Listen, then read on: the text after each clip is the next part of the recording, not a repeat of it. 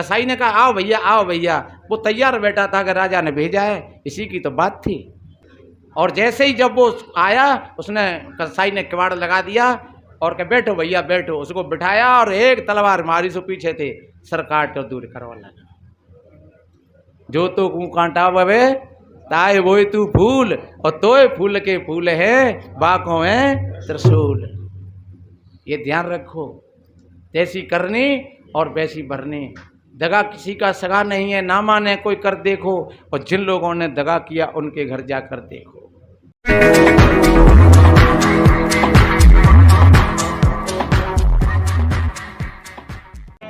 बिन सद्गुरु संसार में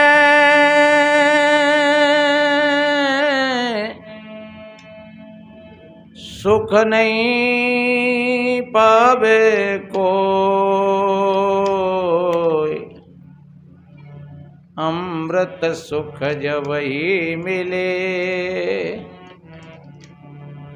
सद्गुरु कृपा हो।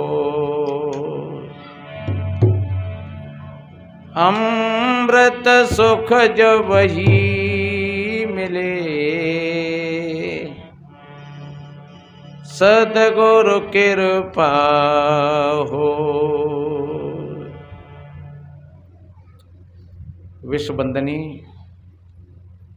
संत सम्राट सद्गुरु कबीर देव, मुद मंगल में श्रद्धेय संत समाज, सभी धर्मप्रेमी सज्जन, शक्ति स्वरूपाएं माताएं और बहन, छोटे छोटे बच्चे एवं बच्चियां, सभी को वंदन अभिनंदन करते हुए थोड़ा निवेदन करें। पहले कुछ आश्रम की सेवा, कुछ दानवीरों के नाम हैं इस तरीका से। 1100 रुपया अर्चना देवी, कानपुर यूपी। 1100 रुपया रमाशंकर, ग्राम भरोस, खंदौल के पास, तहसील सादाबाद, हाथरस यूपी। 1100 रुपया गोपाल सिंह, ग्राम डेहरा, हिंडोन, जिला करौली, राजस्थान। 101 रुपया सौभाग माली, ग्राम देवली, जिला नागौर। 501 रुपया राम अवतार, ग्राम सिंगौर, खंडार, सवाई माधोपुर, राजस्थान। 500 रुपया तुषार कुंवर, व्यावर, राजस्थान। 200 रुपया गुड्डी देवी, दिल्ली। 100 रुपया रमेश दास, रूपबास, नगला हवेली। 500 रुपया हरिदास, जिला रामपुर, यूपी। 200 रुपया देवीदास साहब, जीवनी मंडी, आगरा। 100 रुपया शीला देवी ऊंटगिर, खेरागढ़, यूपी। 100 रुपया संतो देवी ऊंटगिर, खेरागढ़, यूपी। 1100 रुपया कैलाश चंद मुरार, ग्वालियर। और 2 फर्श और लाए हैं वो, एक तो रखा है का, एक अब खिलाऊंगा महाराज। 200 रुपया कप्तान सिंह रेपरा जाट, मथुरा, यूपी। 500 रुपया मलखान सिंह पाली, फतेहपुर सीकरी, आगरा। 100 रुपया बाबूलाल मडरायल, करौली, राजस्थान। 500 रुपया नाथूलाल माड़ साहब, मडरायल, जिला करौली, राजस्थान। 50 रुपया रामफूल मडरायल, करौली। 500 रुपया रामचरण माड़ साहब, मडरायल, करौली, राजस्थान। 200 रुपया केशव मडरायल, करौली, राजस्थान। 100 रुपया मीना देवी, जगदम्बा कॉलोनी, धौलपुर। 100 रुपया दुर्गेश सिंह सब्दा, लालपुर, खेरागढ़, आगरा। 200 रुपया मुरारीलाल महात्मानंद की बगीची, धौलपुर। 500 रुपया ईश्वर दयाल मछला देवी, ग्राम दूरा, हाल निवास, भरतपुर, राजस्थान। सभी दानवीरों के लिए कोट कोट साधुवाद, धन्यवाद। फलते फूलते रहें, उनके हृदय में ज्ञान और भक्ति का प्रकाश हो, यही सद्गुरु संतों की शुभ मंगल कामनाएं सभी भाई बहनों के लिए। आप बहुत काफ़ी देर से भक्तों और संतों के माध्यम से बड़ी ज्ञानमय चर्चा को श्रवण कर रहे, भजन सुन रहे थे।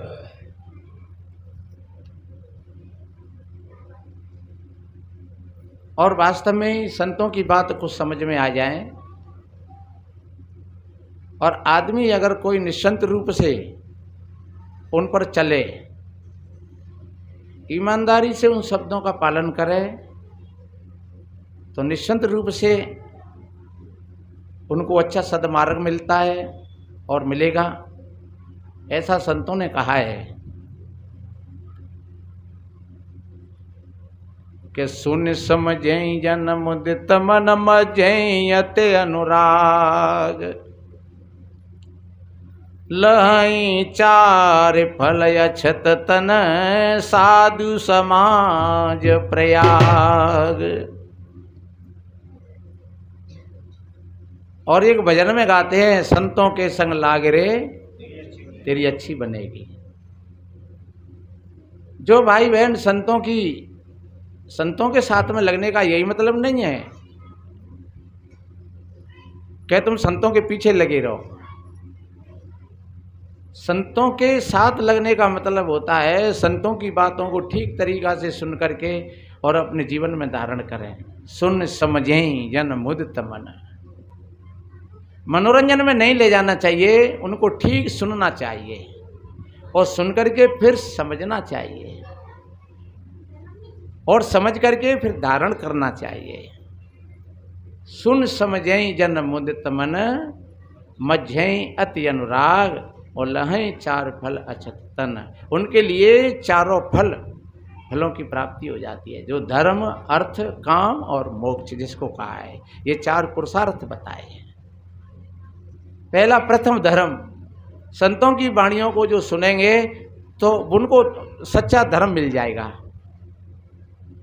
ये हिंदू, इस्लाम, सिख, ईसाई, ब्राह्मण, क्षत्रिय, वैश्य, शूद्र ये धर्म नहीं है, ये तो रिलीजन है, एक परंपरा बनाए ली है।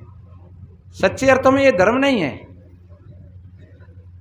धर्म तो जो कभी बटता नहीं है, कटता नहीं है, कभी टूटता नहीं है, उसको धर्म कहते हैं।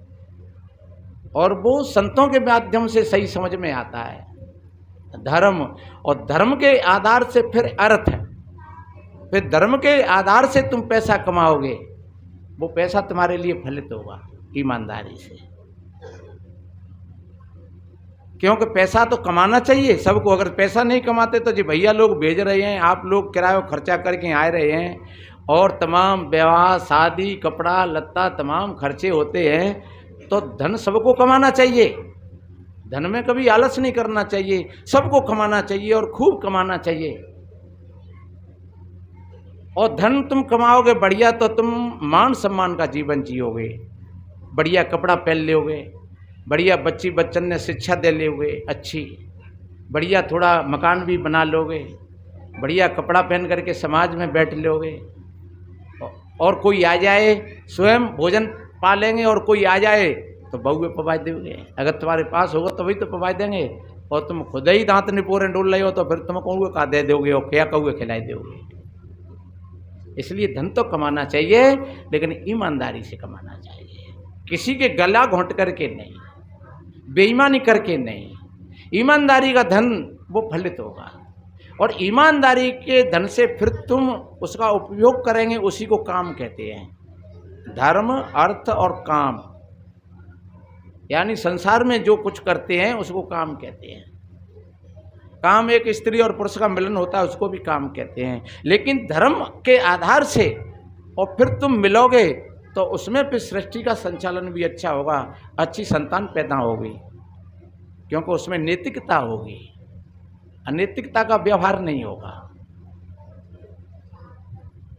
फिर मोक्ष का तो द्वार खुल ही जाएगा। ये चारों पुरुषार्थ हो गए। कब? सुन समझें जन मुदित मन, मझें अति अनुराग, और लहें चार फल अछत तन साधु समाज प्रयाग। ये प्रयागराज है। प्रयाग में लाखों करोड़ों लोगों ने स्नान किए, लेकिन ध्यान रखो जो सत्संग रूपी प्रयाग में जो भाई बहन स्नान कर लेते हैं उनका ही जीवन बदलता है।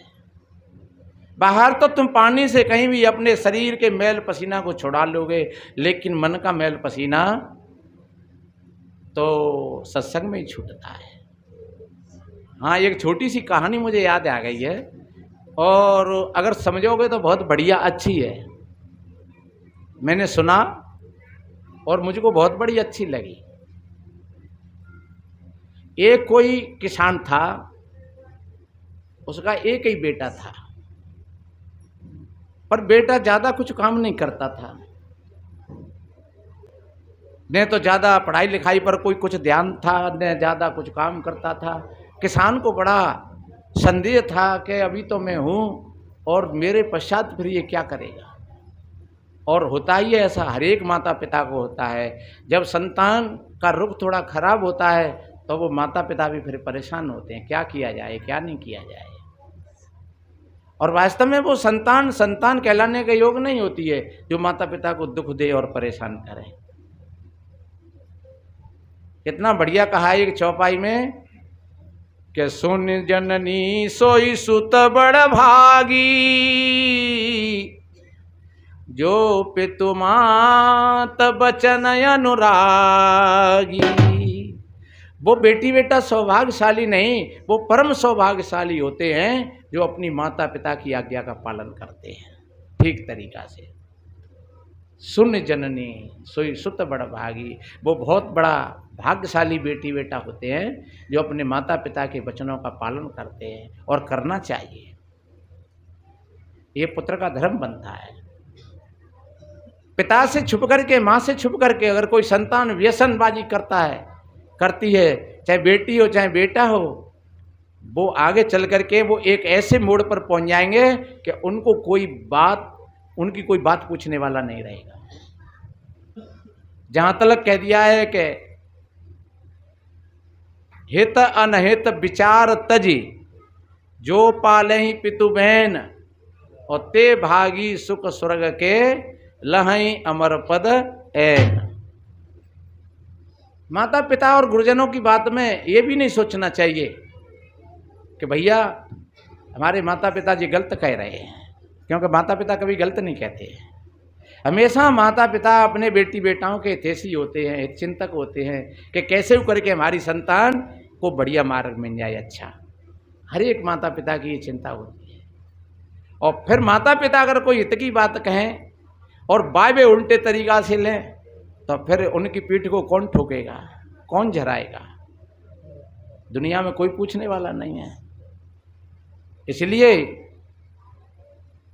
उस किसान को बड़ी चिंता थी कि मेरा बेटा मेरे पश्चात क्या करेगा। एक दिन नाराज होकर के पिता ने कहा कि तुम बाहर चलो जा, या घर में पड़ो रहते है मेरे सामने, क्योंकि सियानो समझदार बेटी बेटा, बेटा निकम्मो और घर में सोए रहो होए और माँ बाप काम करें तो फिर आती है। तो उस लड़का को ऐसा बोर्ड लग गया पिता का, वो खड़ा होकर के चलने लगा। तब पिता ने कहा कि डट ऐसे ही मन जाए, क्योंकि फिर भी पिता की आत्मा होती हैं। उसने 5 भौर सोने की निकाल करके और बेटा को दें कि तू जा करके कहीं व्यापार कर लेना, कहीं दुकान खोल लेना, और पैसे ही खर्च करके मत लौट आइए। तो 5 मोहरों को लेकर के वहाँ से चला गया, और चलते चलते रास्ता में कहीं दोपहरी पड़ रही थी, तो वहाँ दोपहरी में जा कर के और एक वृक्ष के नीचे थोड़ा बैठ गया, और होनहार वहीं पर एक महात्मा आ गए। और महात्मा आ गए, वहाँ ने कछु सीताराम दंडवत साहेब बंदगी करी होगी। और बेटा कहाँ जा रहे हो, कैसे जा रहे हो? बोले गुरु महाराज कुछ नहीं है, मैं घर पर तो मैं कुछ काम करना नहीं जानता हूँ, और पिता ने मेरे को बाहर भेज दिया है नाराज हो करके, तो मैं जा रहा हूँ कहीं। और महाराज बताते हैं कि संतों का दर्शन करने से और संतों की बातों सुन करके और व्यक्ति के सारे दुख संकट कट जाते हैं। और महाराज आप कोई कहानी किस्सा सुनाए तो 2 घंटा ताते समय कट जाए। महात्मा ने कही हम कहानी वैसे ही ना सुनाते भैया, पैसा लेंगे। हाँ बिना, तभी तो मैंने कही कि पैसा कमाना चाहिए। हाँ महात्मा लोगों के पास जाओगे तो बहुत तो पैसा चाहिए कि नहीं चाहिए है। महात्मा जी ने कही भैया एक कहानी की मैं 1 सोने की मोहर लेती हूँ, बात समय पे मोहरने को प्रचलन होगा। लड़का ने सोची कि चलो 5 मोहर मुंह पे एक कहानी सुन लूं बाबा की, एक दे दें मोहर 4 मुंह पर रह जाएंगे। महात्मा जी ने कहा बेटा बैठ करके नहीं खाना चाहिए, कोई न कोई उद्योग करना चाहिए, और चाहे वो भले ही 1 दिन का हो, 2 दिन का हो, 4 दिन का हो। ये नहीं सोचा कि मेरी 50 साल की नौकरी लगेगी तभी मैं काम करूंगा, और ये नहीं सोचा कि मुझको दिन के 500 रुपया मिलेंगे तभी मैं नौकरी पर जाऊंगा। अरे बैठे, अब बैठे ही हैं दिन भर तो 500 की वजह 4 से मिल जाए, चलो कोई बात नहीं है, कछु तो आवेगो। 3 से मिल जाए चलो तो कछु होगो, और डरे ही परे रहे तो फिर क्या होगो। इसलिए महात्मा ने कही बेटा अपना धंधा करना चाहिए, चाहे 1 दिन का हो और चाहे 1 दिन का 1 रुपये का ही धंधा क्यों नहीं हो, लेकिन धंधा करना चाहिए। लामुदे 1 मोहरा।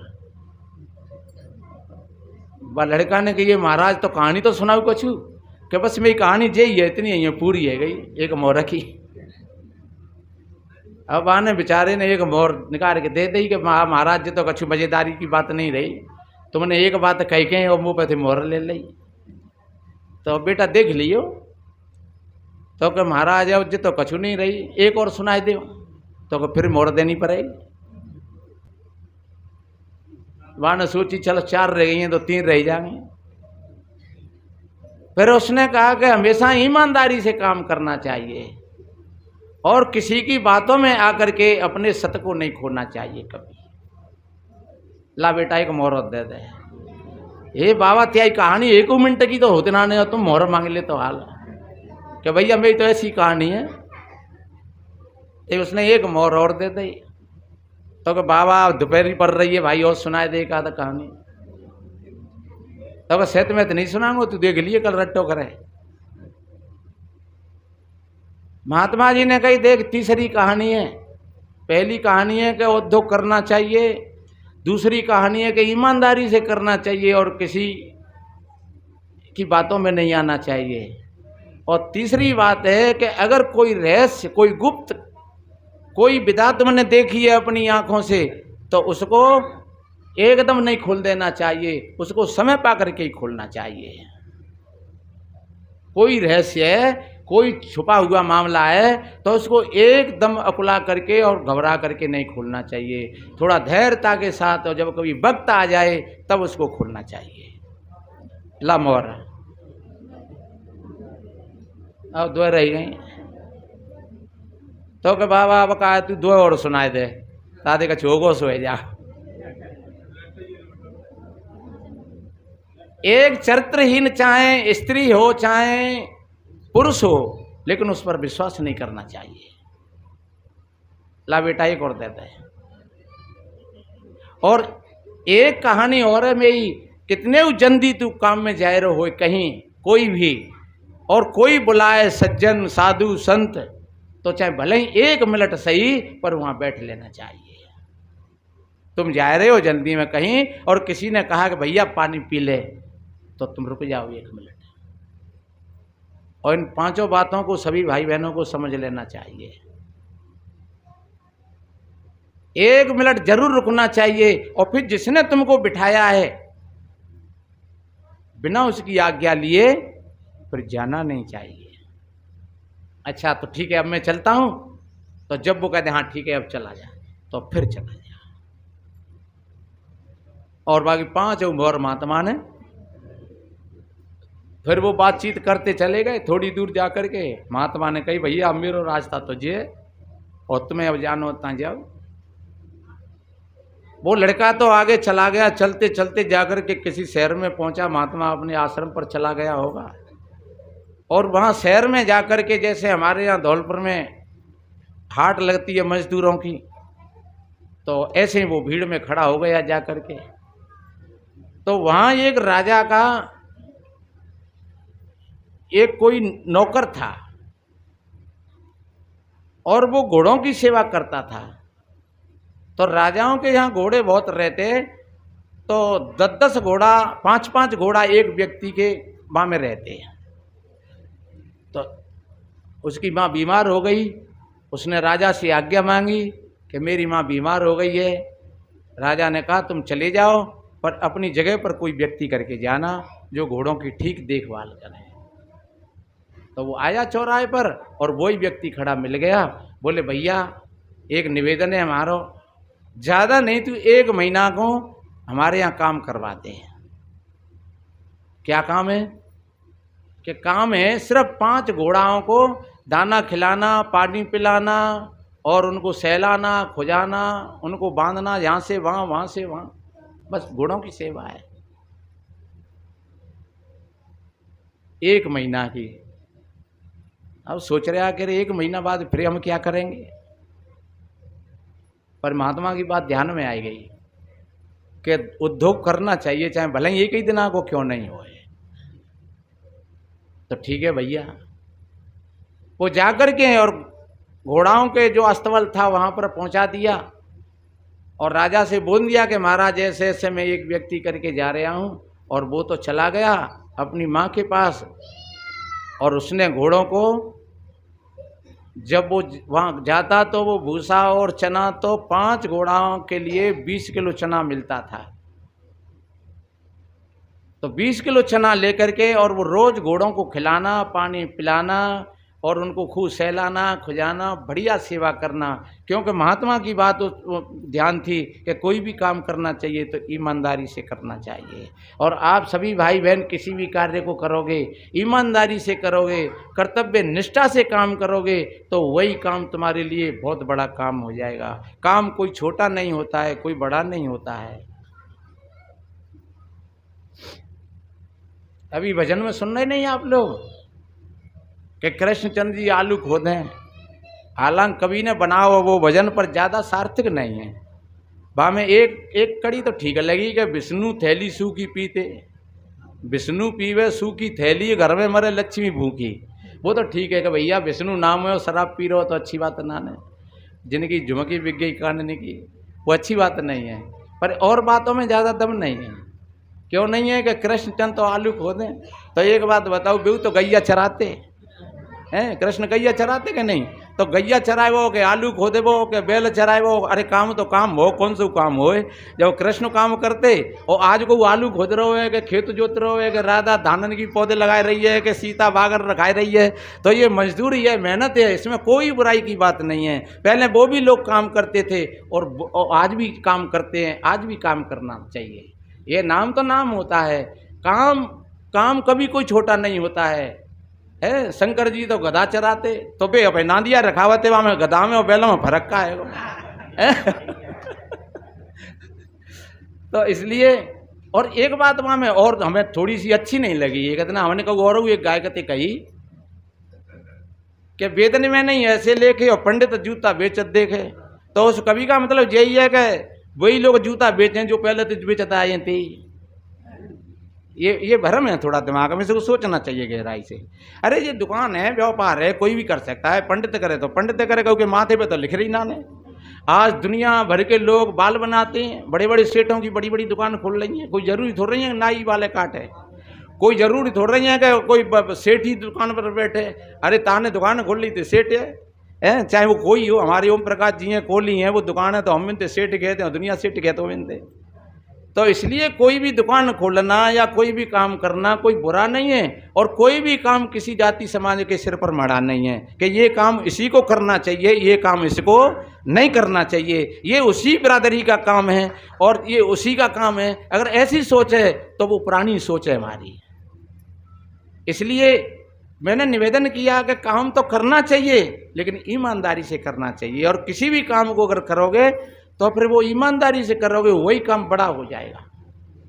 देखिए, बताते हैं कि कबीर साहब जी कपड़ा बुनते थे, नानक जी काठ का काम करते थे, वो ईसा मसीह काठ का काम करते थे। नानक जी खेतीबाड़ी करते थे, किसी के नौकरी करते थे, किसी बनिया सेठ के यहाँ पर। और बताते हैं हमारे जो करे पर एक कोई बड़े महात्मा थे, वो किसी बनिया के यहाँ नौकरी करते थे और कोई ऐसा ज्ञान लग गया उनको तो वो नौकरी फोकरी छोड़ करके और वो महात्मा बन गए अच्छे। और हमने भी काम किया, बहुत काम किया हमने, और हम अब भी काम करते हैं। अब भी इतना काम करते हैं कि 4 घंटा रात में बैठे, 4 घंटा दिन में बैठे और फिर 4 घंटा गाड़ी में चलें, सोए पावे नहीं हूँ सोए पावे। तो काम तो करना चाहिए सभी भाई बहनों को। तो मैंने निवेदन किया कि वो कितना बढ़िया काम कर रहा था ईमानदारी से। अब एक दिन हवा को मन नहीं माने हो तो वो दूसरे कमरा में जो लोग बैठे थे और जो घोड़ा चराने वाले, तो वे लोग अपने मटर गश्ती कर रहे, कुछ शराब पी रहे, कुछ नमकीन खाए रहे, कुछ वे बन रहे। उसने जाकर के कहा कि भैया जी तुम क्या कर रहे हो, और बिन के घोड़े कमजोर रह रहे। तो कि भैया देख तू समझ लिए, तू अभी नया आवे, हम 20 किलो 5 घोड़े ने को बुलाते हैं चना, तो हम 5 किलो तो डालते हैं घोड़े ने और 15 किलो हम बेचते हैं। अब जिस जो गल्ला बचो जो मंडी को जाओ बिके हुए, और 5 किलो में घोड़न की पूर्ति करते हैं। उसने तो कही कि भैया ये तो बहुत मामला गड़बड़ है, देखो तो जो घोड़े के ऊपर छा रहे खाए रहे हैं। ध्यान रखो, कहीं कहीं बड़ी बड़ी गौशालाओं में यही घाटवाला चल रहा है कि गैयन के नाम से दानो आवत खूब और खा जाते हुए पंडित पुजारी, और गैया मर रही हैं और गैयन ने मरी मराई ने बेच देते हैं, फोन कर देते हैं ले जाओ भैया उठा करके, पड़ रहे हैं मोटे मोटे सलनते पड़े हैं, खा पी रहे हो। ये बहुत बड़ा धोखा है। ये लगता है कि हम ऐसा कर रहे हैं, पर ध्यान रखो ऐसा करने वाला व्यक्ति कभी जीवन में उसको सुख और शांति नहीं मिलेगी। ये कहानी यही मोड़ पर ला करके आएगी। उसने कहा भैया ये चना तुमने घोड़ों को नहीं खिलाया। बोले यार चना तो मंडी में जाएंगे, ये बिकेंगे, घोड़न ने खवाए थे, यमन ने खवाने थे का। तो रोज का यही हिसाब। 1 महीना के बाद राजा ने अपने सभी घोड़ों को बुलवाया, मंगवाया कि हमारे घोड़ा कैसे है। तो उन घोड़ों की हालतों को देख करके राजा ने कहा, कह रहे एक बात बताओ, हमारे घोड़ा इतने कमजोर क्यों हो गए?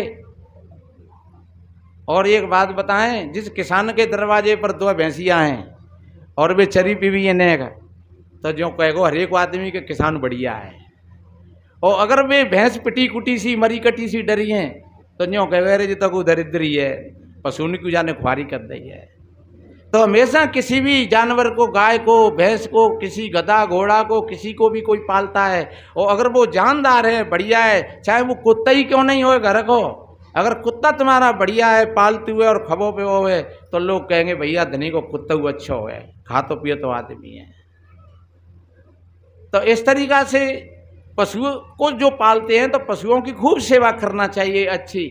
और जिन पशुओं की खूब सेवा करेंगे तो वो पशु फिर तुम्हारे लिए तुम्हारा सहयोग करेंगे, वो समय पर दूध देंगे, समय पर बच्चा देंगे, और तुम्हारी इज्जत और आबरूई भी बनी रहेगी कि हाँ हमारे पशु हैं तो हमारी 1-1 लाख रुपया की 2 भैंसें हमारे द्वार पर बंधी है, तो तुम्हारी इज्जत भी बनेगी उससे।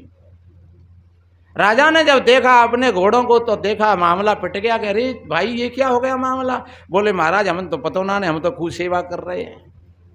लेकिन जब राजा ने आगे चल करके देखा तो उसके 5 घोड़ा, उस लड़का के 5 घोड़ों को देखा तो वो 5 घोड़ा बड़े हष्ट पुष्ट और बुलंद और एकदम मस्त। राजा को देख करके कुछ सांत्वना मिली और राजा ने कहा कि भाई एक बात बताओ, ये क्या कारण पड़ गया कि जो 5 घोड़ा इतने बढ़िया हैं और जे तमाम घोड़ा और सब के सब कमजोर हो गए। बाने कही महाराज निवेदन है मेरो, मैंने जो घोड़ा को खुराक मिलती मैंने घोड़ों को ही खुराक खिलाई है पूरी की पूरी, और जे लोग उस चारे को बेच बेच करके और जे शराब पीते हैं और मांस पकाते हैं और नशा करते हैं दुनिया भर का। जब राजा के सामने ये भंडा फोड़ कर दिया, क्योंकि महात्मा की बात वह याद ही कि किसी रहस्य को एकदम नहीं खोल देना चाहिए, कोई वक्त आए तभी कहना चाहिए। तो जब वो वक्त आया सोई उसने ये बात बोल दी। राजा ने कहा तुम सबको दंड दिया जाता है, तुमने सब घोड़ों के चारे को बेच बेच करके खाया है।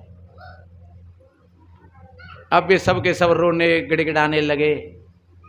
राजा ने उसकी ईमानदारी को देख करके और बड़ा प्रसन्न हुआ। राजा ने कहा तो ठीक है, अब तुम क्या चाहते हो? तो उसने कहा कि भैया महाराज, अब जे आगे तो सुधार करेंगे और जिन्हें क्षमा कर दो अब की। तो ठीक है, हम तुम्हारे कहने से और तुम्हारी ईमानदारी इस पुरस्कार में और हम इनको क्षमा करते हैं। और अब तुम 5 घोड़ों के नहीं, अब तुम सबके ऊपर तुम एक मुखिया हो, सिर्फ सबकी देखभाल करोगे, क्योंकि तुम बड़े अच्छे ईमानदार हो। अब बाकी डिग्री और बढ़ गई और राजा ने अपने अंगूठी एक उतार करके उसको इनाम में दी और उसकी तनख्वाह बढ़ाई दी और ज्यादा। सभी सत्संग प्रेमियों को मेरी तरफ से 3 बार साहिब बंदगी। क्या आप हमारे गुरुदेव के द्वारा लिखी हुई भजन और प्रवचन की पुस्तकें खरीदना चाहते हैं? यदि हाँ, तो इस वीडियो के डिस्क्रिप्शन में लिंक दिया गया है। उस लिंक पर क्लिक करके आप पुस्तकें खरीदें और अपने जीवन को आनंदमय बनाएं। साहिब बंदगी। अब 1 महीना के बाद वो व्यक्ति आया, जब उसने देखा तो वो सब के सब वो सिड़ पिड़ाए रहे बेचारे। उसने जाकर के देखा अपना कमरा, तो उस कमरा में तो भैया सो रहे हैं वो। लेकिन जब उन लोगों से पूछा तब उन लोगों ने कहा यार तू ऐसा आदमी कर गया। और सुने, अब तू हिसाबते रहिए, अब तू जो मन जानी है, जो तो बहुत खतरनाक आदमी है। जान है भाई समझ गया, ऐसी तैसी करवाए दही और राजा ने जाए अपनी अंगूठी इनाम में दे दी और चाहे तमाम मोहर असरपी दे दी और तनख्वाह बढ़ा दी और हमारे समझ के ऊपर से कर दो बाबा। अब एकदम उसको कह देखो रे, मैंने ही तो इसको यहाँ पर लगाया था और ये हम लोगों के लिए एक रोड़ा बन गया। चलो चलो मैं देखूंगा, कर लूंगा इंतजाम। अब बाऊ के ईर्षा पैदा हो गई। अब कमरा में वो सो रहे हैं दोनों और उसके ईर्षा हो गई बहुत तगड़ी। वो कुदरती और वो ईमानदारी से रात को भी 1-2 बार अपने सभी घोड़ों को देखता, पूरी अस्तवशाला में घूमता और एक एक घोड़ा को देखता, एक एक आदमी को देखता कि कौन आदमी क्या कर रहा है। जब वो उसमें से निकल करके बाहर गया और एक वो राजा की वो लड़की थी, एक ही लड़की थी और उस राजा की लड़की की सैनमैन उसी साइज़ थी। तो राजा की लड़की कोई किसी गुप्त रास्ता से निकल करके और उसके पास आई रात में। और जब वो जगह उसने देखा तो वो तो खाट पर नहीं था, आसन पर नहीं था। उसने तुरंत सांकर लगाई और उस राजकुमारी से कहा कि देखिए आदमी खतरनाक है, तो और ये आ गया तो हम दोनों को मरवा देगा। और इसने सारे के सारे लोगों को परेशान कर दिया है।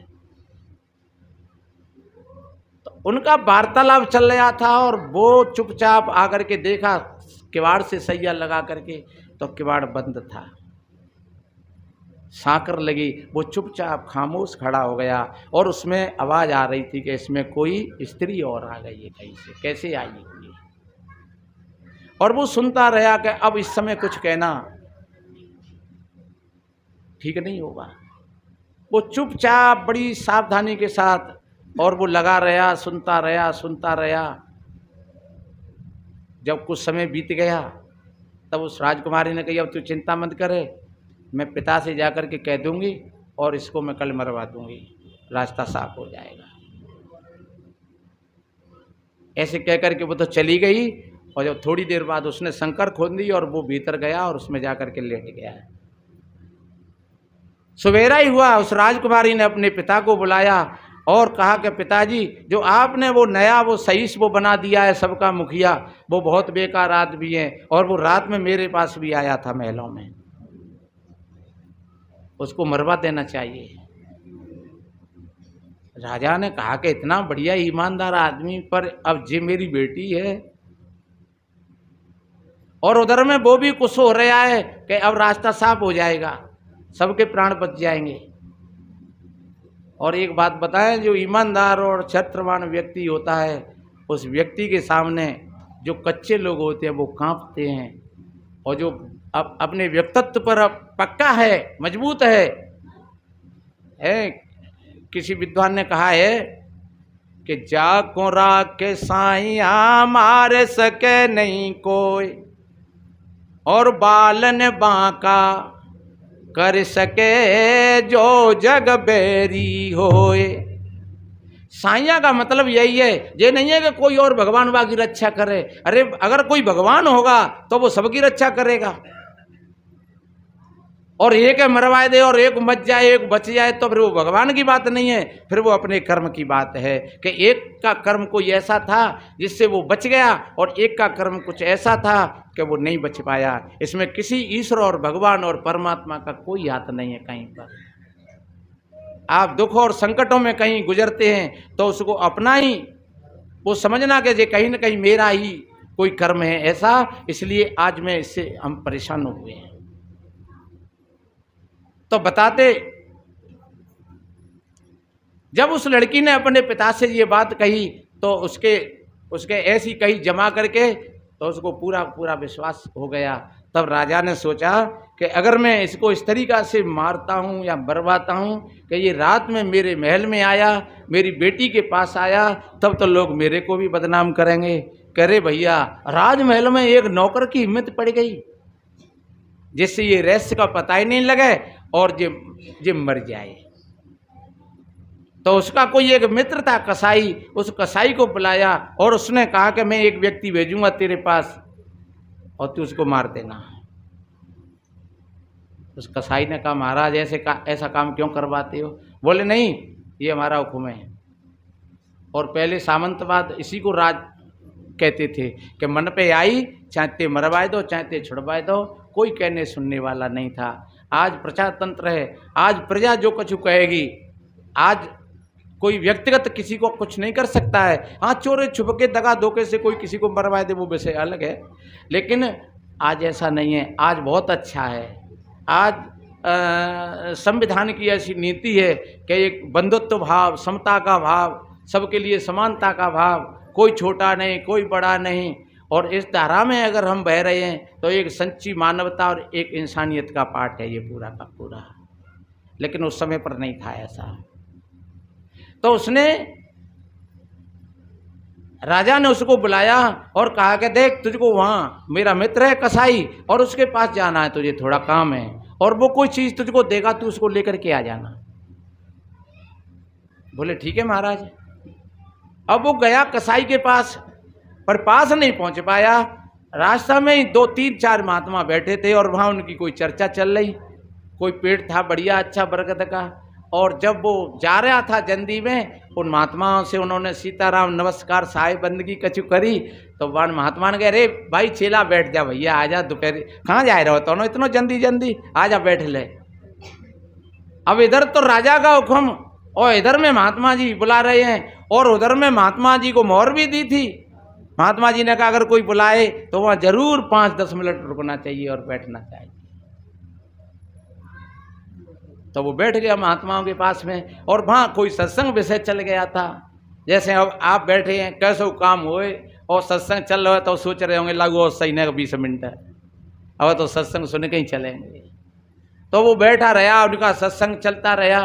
एक बार बीच में मन भी बनाया कि महाराज ने मुझे जरूरी काम है, बोले यार बैठ जा अभी सत्संग सुन ले। और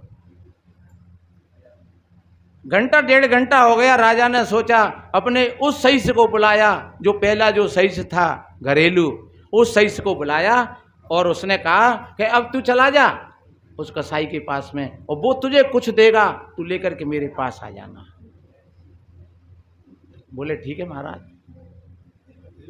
अब वो गया वहां जाकर के कसाई के पास। कसाई ने कहा आओ भैया आओ भैया। वो तैयार बैठा था कि राजा ने भेजा है, इसी की तो बात थी। और जैसे ही जब वो आया, उसने कसाई ने किवाड़ लगा दिया और कहा बैठो भैया बैठो। उसको बिठाया और एक तलवार मारी, सो पीछे थे, सर काट और दूर करवा लगा। जो तो कू कांटा बवे ताए वो तू फूल, और तोय फूल के फूल है बाकों है त्रिशूल। ये ध्यान रखो, जैसी करनी और वैसी भरनी। दगा किसी का सगा नहीं है, ना माने कोई कर देखो, और जिन लोगों ने दगा किया उनके घर जाकर देखो। उसका सर काट दिया। अब उसने उधर में महात्मा जी से आज्ञा मांगी, गुरु महाराज, क्योंकि वो तो सत्संगी था, संतों का प्रेमी था, संतों की बातों का पालन कर रहा था। बोले गुरु महाराज अब आपकी आज्ञा है तो फिर मैं चलूं, उधर में भी मुझे जरूरी काम है राजा का। तो ठीक है बेटा, जाओ जाओ, खुश रहो, आनंद करो। अब वो जाकर के पहुंचा कसाई के पास और जाकर के कहा कि भैया महाराज ने कोई चीज़ मंगाई है। उसने उसका सर कट्टा में भर करके और दे दिया कि ले जा जाकर। अब उसके सिर को लेकर के आया राजा के पास में वो सही, और आकर के कहा महाराज ये सिर है, और जहाँ में सिर है कि क्या है जो मुझे तो पता भी नहीं है, अब आप जानो देखो क्या है इसमें, पर लगे सही रहो है। राजा का तो पसीना निकल गया उसको देखते ही कि ये क्या मामला हो गया, मैंने कौन भेजा और किसका सिर आ गया ये। राजा कह भी नहीं सका इस बात को। उसने उसको फकवाया, तब कहा कि भैया एक बात बता रे, मैंने तो तू भेजा था मरवाने के लिए, क्योंकि तू मेरी बेटी के महलों में आया था रात को। तब उसने कहा नहीं हजूर, मैंने ऐसा काम नहीं किया है, जहां से तुम्हारी लड़की गई है मैं वो रास्ता भी बता दूंगा। तुम्हारी बेटी की तो उस सही से पहली मुलाकात थी और मैंने तो सब मामला देखा था, लेकिन मेरे को पहले ही मेरे गुरुजी ने ये बता दिया था कि कोई चरित्रहीन व्यक्ति, स्त्री हो चाहे पुरुष हो, उस पर विश्वास मत करना और एक ही एकदम बीच में मत आ जाना। तो इसलिए महाराज मैंने सवेरे आपसे चर्चा भी नहीं करी और उस समय मैंने उनको टोका भी नहीं। मैंने रात में उनको वार्तालाप करते हुए देखा था और मैं बहुत देर देखता रहा। और चलिए आप देखिए आपके महलों से और वहाँ तक कोई रास्ता है ऐसा। जब राजा को अपनी बेटी की करतूतों का पता चला तो राजा ने और अपनी बेटी को भी मरवा दिया। और राजा संन्यास लेकर के और उस सही से कोई गद्दी पर बिठा करके तिलक कर गया कि धन्य तेरे लिए, तूने मेरे राज्य को बचाया, मेरी इज्जत को बचाया, मेरे सम्मान को बचाया और वास्तव में तू इस लायक है। ये है संतों की वचनों में ताकत। जो संतों के वचनों पर जो चल जाता है उसका जीवन सार्थक हो जाता है। अब वो वहाँ का राजा बन गया। देखिए जब उसके पिता को पता लगा कि मेरा एक बेटा वो हरामी, वो बिल्कुल आलसी प्रमादी, और वो एक राजा बन गया, तो कैसे बन गया?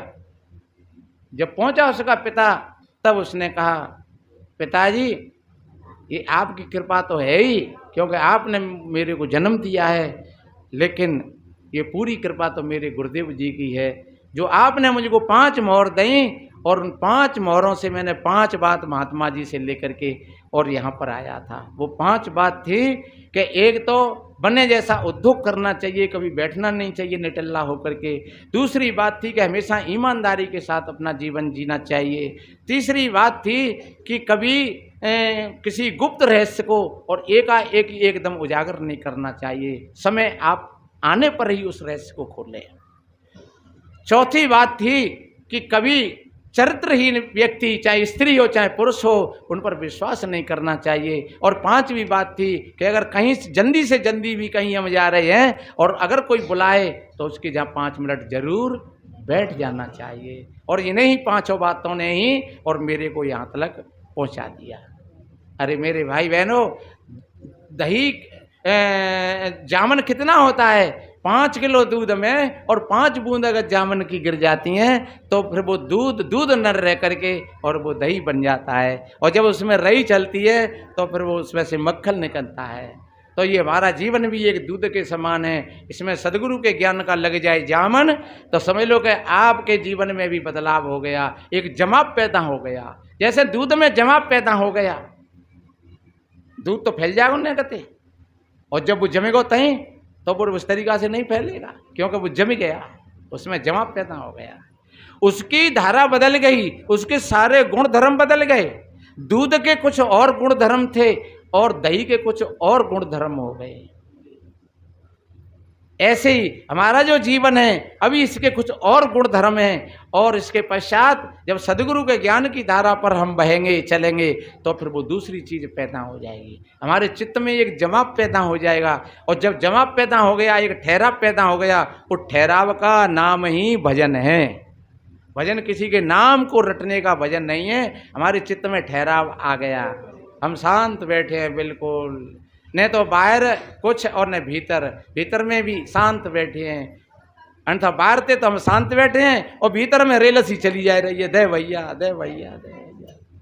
बाहर थे तो हम एकांत में और भीतर हमारे में भीड़ चल रही है, तो समझ लो कि वो बाहर की भीड़ परेशान ना कर रही है आपको, आपको भीतर की भीड़ परेशान कर रही है। तो संत तो समझाते हैं कि आप एक सजगता के साथ अपना जीवन जिए। जैसे एक अच्छा किसान एक सजगता के साथ खेती करता है तो वो अच्छी फसल कमाता है। तो सज्जनों, हम सभी साधक हैं, सभी भाई बहन, और तन से मन से वचन से हम सद करके बढ़िया अच्छा काम करेंगे तो आपके बेटी बेटा भी बढ़िया अच्छी लाइन पर चलेंगे, आपका जीवन अच्छा बनेगा, बढ़िया बनेगा। अगर आप नहीं सदे तो आपकी लाइन आगे के लिए बिगड़ जाएगी। इसलिए मेरे बहन भाइयों, मैंने एक कहानी के माध्यम से और एक संवाद, एक कहानी ऐसी कि वो किसी एक संत सदगुरु का बताया हुआ रास्ता, और वो एक व्यक्ति एक आलसी और प्रमादी और सदगुरु संत के एक उपदेश के अनुसार जैसे वो गद्दी पर जाकर के बैठ गया, उसकी यात्रा कहाँ से और कहाँ तक पहुँच गया कि वो गद्दी पर बैठ गया जाकर के। ये ध्यान रखो। इसी तरीक़ा से हम अपने आप में भी हम एक किसी सदगुरु संत की आज्ञा को मान करके बढ़िया और उनके बताए हुए अगर मार्ग पर चलेंगे तो ध्यान रखो, ये जीव ही एक राजा है, और वास्तव में जब ये गद्दी पर बैठ जाता है तो फिर उस गद्दी से इसको कोई हिलाने और उठाने वाला नहीं है। वो गद्दी है अपने स्वरूप की गद्दी, आत्मा की, परमात्मा की, गुरु पद की, कुछ भी कहें हम शब्दन में। तो जैसे वो लड़का और जाकर के वो गद्दी पर पहुंच गया बताए हुए गुरु के मार्ग से, ऐसे आप भी इस तरीक़ा से संत गुरुओं की आज्ञा का पालन करोगे तो आप भी अपने लक्ष्य तक पहुंच जाओगे। और जैसे उसने अपनी सोने की 5 मोहर दी, ये सोने की 5 मोहर क्या हैं? ये हमारी 5 ज्ञानेंद्रियां हैं। और जब हम इन 5 ज्ञानेंद्रियां और मन को हम कहीं सदगुरु संतों के समर्पित कर देते हैं तो सज्जनों, वह जीवन एकदम पलट जाता है, लौट जाता है। यही हमारे जीवन की सार्थकता है। और एक निवेदन करें, जो गुरुपूर्णमासी का कार्यक्रम है वो 8, 9, 10 जुलाई का पड़ेगा। आप सभी भाई बहनों को आमंत्रित किया जाता है, और कानों कान कह करके और खूब, क्योंकि जो भाई बहन सत्संग में आएंगे, संतों के दर्शन करेंगे और संतों की वाणियों को सुनेंगे, और जो थोड़े गूढ़ रहस्य हैं, ये गूढ़ रहस्य धीरे धीरे धीरे धीरे समझ में आते हैं। धीरे धीरे संतों की बातों को सुनते रहते हैं, समझते रहते हैं, तो धीरे धीरे धीरे धीरे ये सारी आदि व्याधि उपाधि कट जाती है और जीवन सुखद और सुंदर बन जाता है। बस इन्हीं शुभ मंगल कामनाओं के साथ बोलिए सदगुरु कबीर साहेब, साहेब बंदगी साहेब।